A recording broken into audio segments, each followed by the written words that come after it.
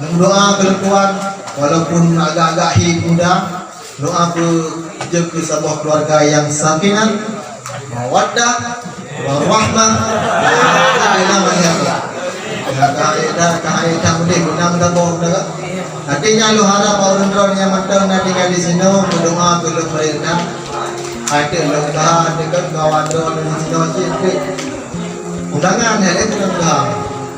Ya ada langkah tamu bawa boleh tidur belakang. Mungkin kajian yang dapat lu sampaikan.